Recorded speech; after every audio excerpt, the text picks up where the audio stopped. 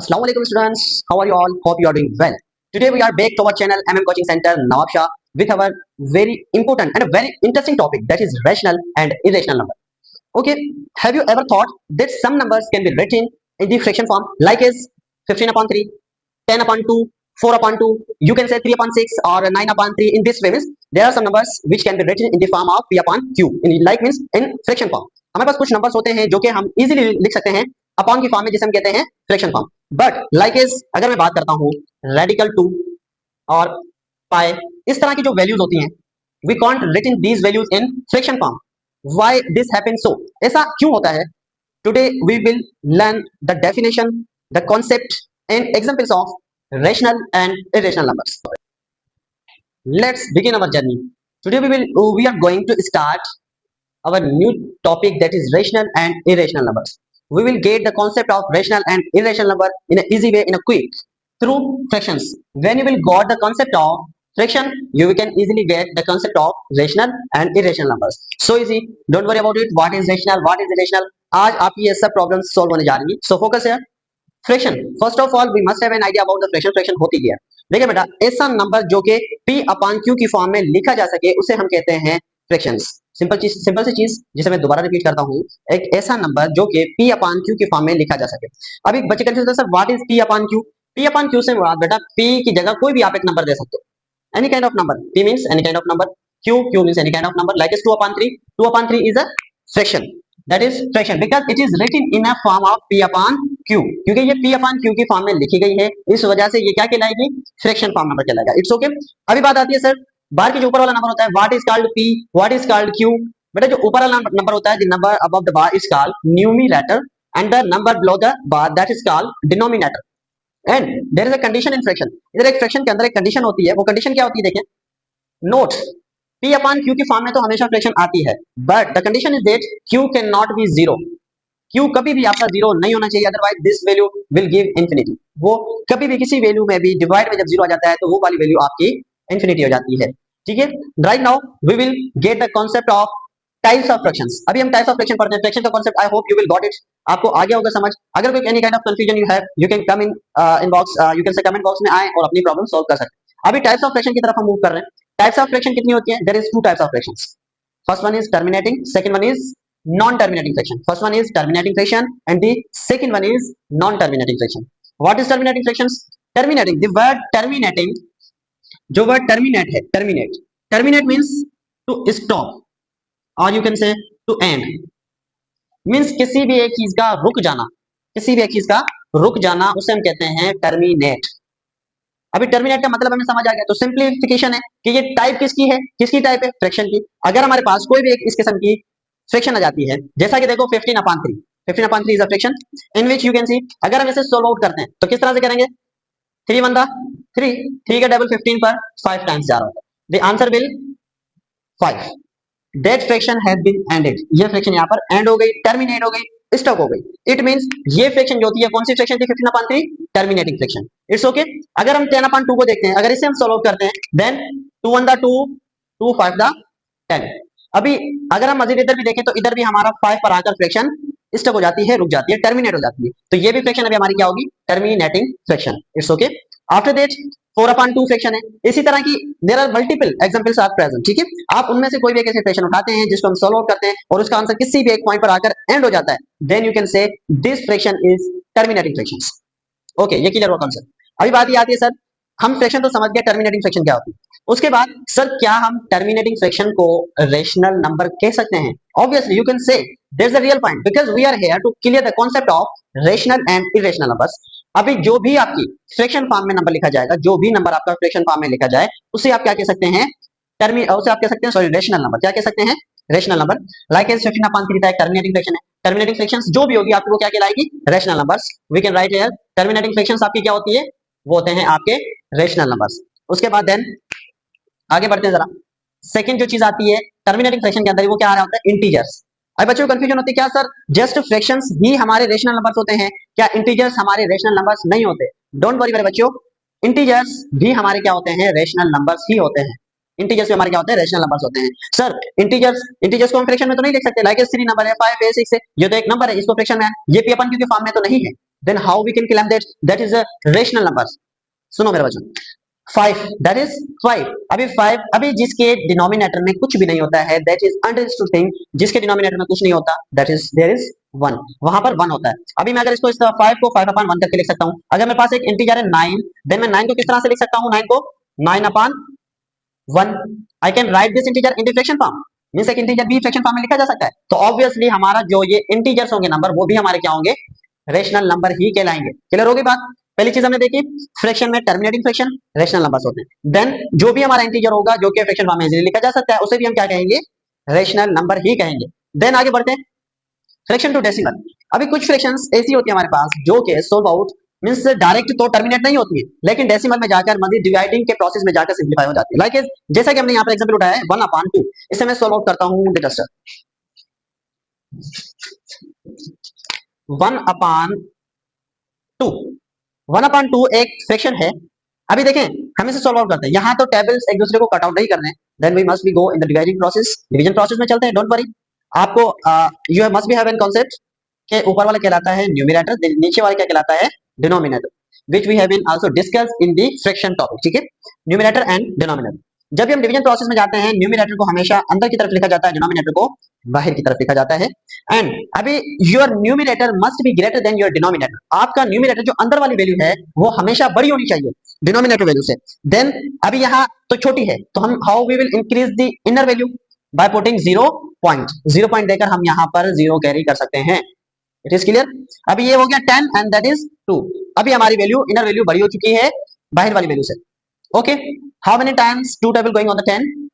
2 1 the 2, 2 2 the 4, 2 3 the 6, 2 4 the 8, 2 5 the 10, 2 5 the 10। 10 minus 10, answer is 0। What is the answer of 1/2 fraction? That is 0.5। अभी जो 1/2 का 1/2 fraction का जो answer आ रहा है वो क्या आ रहा है? 0.5। तो आप मुझे बताएं, क्या अभी हम इस फ्रैक्शन को भी रेशनल नंबर कहेंगे या नहीं कहेंगे? ऑब्वियसली सर, जो भी चीज फ्रैक्शन के फॉर्म में लिखी जा सकती है उसे हम क्या कहेंगे? रेशनल नंबर कहेंगे। अभी देखिए, ये एक ऐसी फ्रैक्शन है जिनका आंसर आ तो डेसिमल्स में रहा है, लेकिन आकर रुक जाता है, टर्मिनेट हो जाता है, इसलिए अभी हम इसे क्या कहेंगे? इसे भी हम कहेंगे रेशनल नंबर्स। क्लियर हो गए? I hope you have been got in the concept of rational numbers. अच्छे से क्लियर हो गए रेशनल नंबर्स क्या होते हैं? फ्रैक्शन, जो भी नंबर आपका फ्रैक्शन के फॉर्म में लिखा जा सके उसे हम कहते हैं रेशनल नंबर्स। जैसा कि हमने देखा टर्मिनेटिंग फ्रैक्शंस, हमारे इंटीजर्स। उसके बाद देखते हैं हम ऐसे फ्रैक्शन जिनका आंसर डायरेक्ट तो सॉल्व आउट नहीं हो रहा होता है, डायरेक्ट तो टर्मिनेट नहीं हो रहा होता है, लेकिन डेसिमल में जाकर सॉल्व आउट हो रहा होता है, तो उसे भी हम क्या कहेंगे? Rational number. अगर नहीं तो आप सिंप्लीफिकेशन, अगर मैं एक बात करूं तो आप ऐसे भी कह सकते हो, कोई भी ऐसी डेसिमल जो कि फ्रैक्शन में कन्वर्ट हो सके, any decimal which can be converted into fraction easily, that's called also rational number। जैसा कि एग्जांपल उठाते हैं 0.25। अब इसको हमने कन्वर्ट करना है फ्रैक्शन में। How we will convert it? By removing point. Point के रिमूव करते हैं, नीचे डिवाइड में हम 1 लगाते हैं। पॉइंट के पीछे जितने डिजिट होते हैं उतने आप 0 पुट कर देते हैं। तो क्या हो गया? ऊपर वैल्यू आ गई हमारी 25, नीचे आ गई 100। 25 1 the 25, 25 4 the 100। It's okay. अभी आपने ये देखा कि ये एक 0.25 एक डेसिमल थी जिसको हमने इजीली कन्वर्ट कर लिया इस फ्रैक्शन के अंदर। तो आप इजीली कह सकते हैं कि सर ये वाली डेसिमल भी हमारी रेशनल नंबर्स होते हैं। मींस हमने यहाँ ये कॉन्सेप्ट किया गया, जो भी नंबर फ्रैक्शन के फॉर्म में लिखा जा सकता है ना, तो वो हमारे क्या होते हैं? Rational numbers. Is it clear? Okay, now the question arises here. The question is that sir, are all numbers are fractions? क्या जो नंबर आ रहा है, जो डेसिमल में आ रहे हैं, इंटीजर्स आ रहे हैं, each and every number is going to become rational number? हर एक नंबर तो रेशनल नंबर बनता जा रहा है, तो क्या हर एक नंबर फ्रैक्शन नहीं होता है? क्या are all numbers are fraction? क्या सब नंबर्स हमारे फ्रैक्शन होते हैं? No, the answer is no. अगर लाइकेज आपके पास आ जाती है नॉन टर्मिनेटिंग फ्रैक्शंस, लाइकेज अगर मैं नंबर्स की बात करता हूँ, नंबर्स जस्ट इस तरह के नहीं होते हैं। रेडिकल 2 आ गया है, रेडिकल 5 आ गया है, पाई की वैल्यू आ गई। लेट्स बेटा देखें, लिसन टू मी। अभी क्वेश्चन जो मैंने कहा था वो होता है are all numbers are fraction? क्या सर सारे ही नंबर्स फ्रैक्शन में होते हैं? क्या सभी नंबर्स फ्रैक्शन होते हैं? नो बेटा, there are so many numbers which are not we can write in the form of p upon q। Sir कैसे numbers? Can you tell us? Obviously, why not? Why I am present here. Okay, you can see radical 2, radical 5, pi value, like as e is also included in logarithm chapter. You can say logarithm chapter. You can say here on the page number 27, the value of e is also written. The value of e is also 2.71828 in this way, means continue। Okay, इस तरह के numbers भी present होते हैं जो कि हम कभी भी फ्रैक्शन की फॉर्म में नहीं लिख सकते। सो आपको इस चीज का तो answer I think I hope मिल ही गया होगा कि सर इस तरह के नंबर्स आते हैं तो उनको तो हम ऑब्वियसली नहीं लिख सकते। हाँ जी, एक और कॉन्सेप्ट मैं आपको यहाँ क्लियर करता चलूं बेटा। सर रेडिकल वाली वैल्यूज क्या हमेशा रेडिकल वाली वैल्यूज मींस रेशनल नहीं होती है, ऐसा नहीं है। इस चीज का कॉन्सेप्ट मैं आगे चलकर आपको देता हूँ। It's okay. आई होप ये समझ आ गया होगा। इसे मैं रिमूव करता हूँ। ओके अभी देखिए बेटा, टर्मिनेटिंग फ्रैक्शन समझ आ गया भाई, जो भी नंबर हो जो फ्रैक्शन की फॉर्म में लिखा जा सकता है ना, that is called rational number. Simple सी चीज। तो चाहे वो टर्मिनेटिंग फ्रैक्शन हो, चाहे वो हमारा इंटीजर हो, पॉजिटिव इंटीजर हो या नेगेटिव इंटीजर हो, या कोई भी ऐसी फ्रैक्शन जिसका आंसर डेसिमल में आ रहा हो, डेसिमल में आकर मींस कहीं भी टर्मिनेट हो जाए, आंसर कहीं भी टर्मिनेट हो जाए, मींस ऐसी फ्रैक्शन जो कि कहीं टर्मिनेट हो जाए, रुक जाए, भले आंसर डेसिमल में आए लेकिन डेसिमल में भी आंसर आकर रुक जाए, कहीं भी स्टॉप होना उसका लाजमी है, ऐसी फ्रैक्शन को आप रेशनल नंबर कहोगे। ऐसा ना हो सर डेसिमल में अगर एक वैल्यू, जैसा कि ये देखो ई की वैल्यू आ रही है, ई की वैल्यू है, ई बराबर होता है लोगरिथमिक वैल्यू है 2.71828 इस तरह की। अभी देखिए ये भी आ तो डेसिमल में रहा है but it is not going to terminate at any point, but ये किसी भी पॉइंट के ऊपर टर्मिनेट नहीं होने जा रहा है, बिकॉज ऑफ दैट हम इसको रेशनल नंबर नहीं कहेंगे। Is it okay? ओके अभी देखिए इसको हम कभी बेटा रेशनल नंबर नहीं कहेंगे, क्यों? ये डेसिमल में तो जा रहा है बट ये कहीं भी टर्मिनेट नहीं हो रहा है। ऐसी फ्रैक्शंस आपने उठानी है जो कि किसी भी पॉइंट पर जाकर क्या हो जाए, टर्मिनेट हो जाए, तो ऐसी फ्रैक्शंस को आप कहोगे रेशनल नंबर्स में इंक्लूड करेंगे। Is it okay? ओके अभी आते हैं फ्रैक्शन की सेकंड टाइप के ऊपर, जो कि बहुत easy, that is non terminating. Non terminating क्या होते हैं? नॉन टर्मिनेटिंग की दो और मजीद किस्में होती हैं, मजीद टाइप्स होती हैं, क्या जिसे कह सकते हैं आप recurring fraction and non recurring fraction. Recurring का मतलब होता है रिपीटिंग, रिकरिंग का मतलब रिपीटिंग, नॉन रिकरिंग का मतलब सिंपल सी चीज non repeating, non repeating fraction. ठीक है, सेकंड टाइप कौन सी थी? टर्मिनेट वाली में हमने क्या देखा, बस जो वैल्यूज एंड हो जाए, रुक जाए। नॉन टर्मिनेटिंग में ऑब्वियसली क्या होगा, वैल्यूज रुकने वाली नहीं है, चलते जाओ चलते जाओ चलते जाओ। ठीक है, नॉन टर्मिनेटिंग में वैल्यूज नहीं रुकेगी। अभी नॉन टर्मिनेटिंग जब इसकी ऑब्वियसली जो इसकी टाइप्स मजीद है, सिंप्लीफिकेशन है, वो भी क्या होगी, रिकरिंग फ्रैक्शन और नॉन रिकरिंग फ्रैक्शन, ये भी नहीं रुकेगी। अगर हम वैल्यूज उठाते हैं 1/3, 1/3 को हम सॉल्व आउट करते हैं, 1/3 1 is numerator and 3 is denominator, तो 1 हमारा अंदर की तरफ जा रहा है और 3 आउट ऑफ आ रहा है। ठीक है, डिनोमिनेटर, इस वजह से 3 का टेबल 1 पर नहीं जा सकता है, because I told you the inner value must be greater than the outer value, means your numerator must be greater than the denominator. Okay अगर नहीं है बड़ा तो आपने उसे बड़ा करना होता है, इंक्रीज वैल्यू उसको बढ़ाना होता है। अगर ये नहीं बढ़ाएंगे तो आपका इजी सॉल्व होगा ही नहीं, 0 पॉइंट लगाएंगे, इसको 0 देंगे आप, तो आ गया टेबल। अभी 3 का टेबल 10 पर कितने टाइम जा रहा है, अगर 10 पर नहीं जाता है, ये हमारा रूल है, आप मैथमेटिक्स का रूल है, सॉरी हमारा तो नहीं है रूल, मैथमेटिक्स का रूल है कि 3 का टेबल कोई भी टेबल या तो परफेक्ट जाना चाहिए, अगर परफेक्ट नहीं जा रहा है तो उससे कम जाना चाहिए। तो 3 का टेबल 3 1 3 3 2 6 3 3 9 3 4 12, तो 12 बढ़ जाएगा, या हमने लगाना है 9 तक। 9 तक कितना टाइम जा रहा है टेबल, इसे थोड़ा नीचे करके लिखो, 3 बाय 1 0 पॉइंट देकर इससे हमने 0 दिया। 3 का टेबल 9 पर 3 टाइम जाता है, 10 से 9 चलेगा, क्या बच गया 1 पॉइंट दी हुई है, पॉइंट की मदद से आप 3 2 4 0 इजीली ले सकते हैं, तो अगेन 0 लेते हैं हम। तो 3 का टेबल अगेन कितना टाइम जा रहा है, 3 टाइम, 9 कट हो गया, 10 से अगेन 9 जाते हैं, वापस 1 बचता है, फिर अगेन हम पॉइंट लेंगे, इस तरह से 3 आएगा, तो आंसर इस तरह से चलता रहेगा, मींस रुकेगा नहीं। जो आंसर टर्मिनेट नहीं हो रहा है, कंटिन्यू चलता जा रहा है, तो ये चीज हमें ये शो कराती है कि बेटा ये वाली जो फ्रैक्शन है ना, ये फ्रैक्शन आपकी टर्मिनेटिंग तो नहीं है ऑब्वियसली, तो कौन सी हुई, नॉन टर्मिनेटिंग। नॉन टर्मिनेटिंग तो है बट इसमें एक ही चीज है, ठीक है, ये नॉन टर्मिनेटिंग फ्रैक्शन हो गई। अगर उसके बाद हम नीचे वाली देखें, इसको हम सॉल्व आउट करते हैं, 10/3, 10 अंदर आता है, 3 बाहर जाता है, 3 का टेबल 10 पर कितना टाइम जा रहा है, 3 टाइम जाता है, 9 आता है, तो 1 अगेन बचेगा हमारा।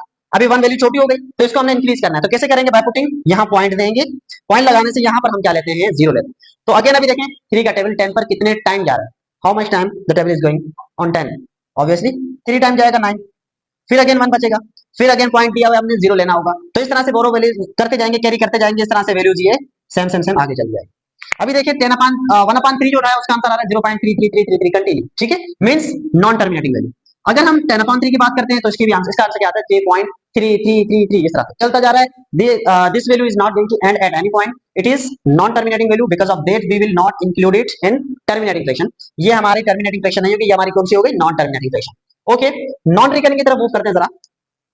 पाई की वैल्यू अगर कैलकुलेटेड वैल्यू होती है, अगर हम पाई की वैल्यू निकालते हैं, जो कि अगर एक फ्रैक्शन फॉर्म में लिखी जाए, तो फ्रैक्शन फॉर्म में तो 22/7 होती है, जिसे हम कह सकते हैं, अगर हम डेसिमल में लेकर जाएं तो 3.1478 in this way continue, it is unstoppable value. ठीक है, ये एक अनस्टॉपेबल वैल्यूज होती हैं, जो कि कहीं भी वैल्यू ये स्टक नहीं होती हैं, रुकती नहीं है, तो इस वजह से अभी हम इसे भी क्या कहेंगे, non terminating value, because it is not going to stuck at any point.